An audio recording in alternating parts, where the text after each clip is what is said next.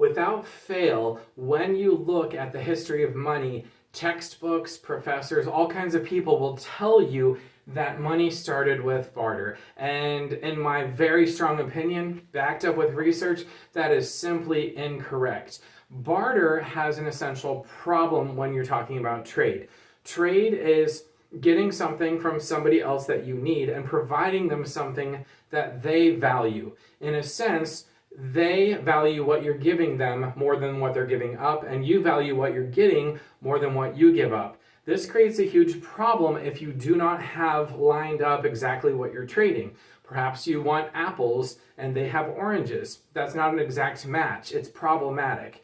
Truthfully, we probably started with something else in the very early days of civilization called gift economy. Gift economy is simply providing somebody something without any external or explicit terms for repayment. It's like this. In the old days, there's two families out in the ancient times, and they happen to have land next to each other. Well, there's two patriarchs, one in charge of one family, one in charge of the other, and perhaps the one has an emergency because his billy goat died. And if your billy goat dies, that's kind of a tragedy because you can't make more goats. So he goes and knocks on the tent of the other patriarch and says, "Hey, can I borrow your billy goat a little bit during the mating season so I make sure I have more goats?" And the neighbor's like, "Sure, no problem, not an issue." Okay, and so the billy goat goes and visits, has a good time, comes back, problem solved, and there's no repayment for that favor. That maybe normally, with money now, we would rent that billy goat for that purpose. Then a few years later, that same patriarch who needed the billy goat has a bad crop year or can't get enough food together to feed all of his people. He goes again and knocks on the tent and says, "Hey, we're having a rough time. Do you have any extra food?" The second patriarch's like, "Sure, absolutely, not a problem, and here you go. We've known each other a long time. Here you go, here's extra food." There's no repayment, it just happens. And then, maybe 5 or 6 years later, nothing happens, and then the second patriarch, the one who's been so generous, comes and knocks on the tent of the first patriarch and says, "Hey, your daughter is looking mighty fine." And he's like, "Yeah, she's become quite a woman. We're so happy she's attained to the ripe age of 16 or whatever it was they married in, what age they married in back then." And he's like, "Well, my son is also, of age, and he would really like to marry your daughter." And the first patriarch is very, very happy. He's like, "Sure, here, come here, Patricia. It's time to go get married." Sorry, ladies, you didn't get a lot of choice back then. But that's how gift economy works. There's just kind of an internal balance in everybody's mind of who owes everybody what. And the first patriarch was very, very happy with the fact that he's able to discharge that internal debt. And also, he's probably happy because that marriage is going to solidify those two families going forward to help each family meet their needs by helping each other in the future. That's how gift economy works.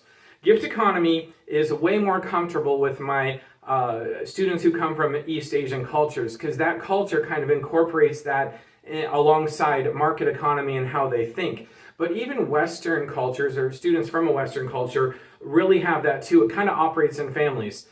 Think of when money's tight and you give your parents money, or when money's tight and your parents give you money, and there's not explicit reason or need to pay that back. You just kind of help out to make ends meet as you go along. That is very similar to gift economy. It is very likely that is how things started.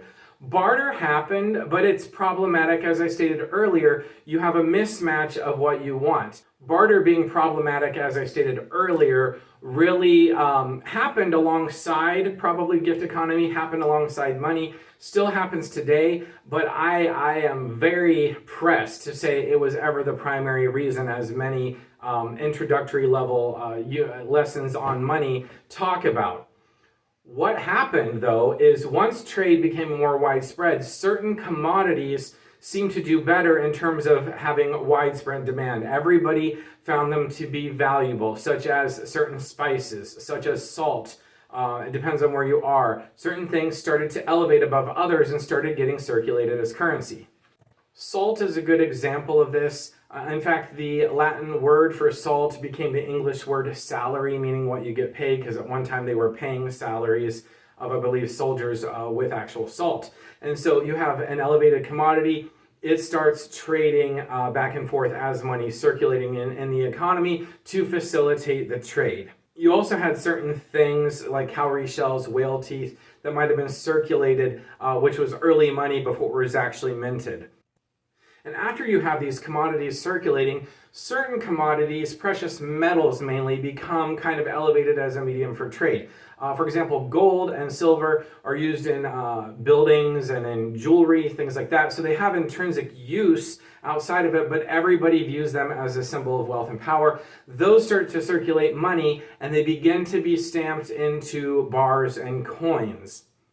Now, a couple things happen with this. First of all, governments at this point, since gold could be minted into coins, once they started doing that, the government then had a role to play in producing the money supply. It was not just something that naturally occurred as money developed. It was something that was there, and now that we have a government that has access to the gold, wants to press the money, it can actually engage with that. The other thing that happened is, let's say government's not involved yet, and a goldsmith produces gold bars or gold coins for people so they can trade, and gold's kind of heavy if you ever held any gold, and so perhaps it is inconvenient to trade with. You don't want to carry around a lot of gold, and so the goldsmiths started issuing certificates in order to represent the gold. So what happened then is the goldsmiths learned that they did not have to hold all the gold necessary to pay their certificates at one time. They only needed to hold enough for people actually removing gold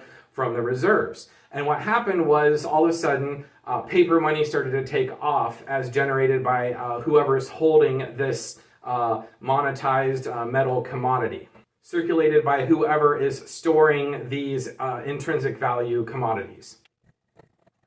And that process where you have less of this precious metal commodity held in the stores then is available to exchange for the certificates that are out circulating, that created the nation form of what we now call fractional reserve banking, where institutions who hold money and at this time printed money for circulation, they were able to print way more money because they only needed a fraction of the gold necessary in order to circulate a lot of paper currency.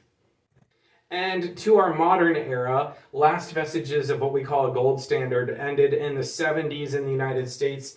Last place we are and where we are currently is the fiat portion of money. Fiat means by command, and it's based on trust. People who circulate the money now basically trust the governments that issue the currency they're circulating that it is in fact going to be worth something. In our modern era, central banks the world over are in charge of controlling the money supply, and they issue money that has nothing to back it up except for the trust in the government. And more recently, we've had digital currencies, cryptocurrencies come along, and as kind of a response in some way, ideologically responding to, hey, we're just trusting the government that it's going to be okay, and we know that sometimes it's not okay, so we're not okay with that. We're creating a currency with a fixed amount of stuff. There's kind of a movement back towards cryptocurrencies, which economically, with a few differences, but economically, from a macro perspective, it's very similar to being on some kind of a gold standard, because most of these cryptocurrencies have a fixed amount of currency that can be mined or created over a period of time.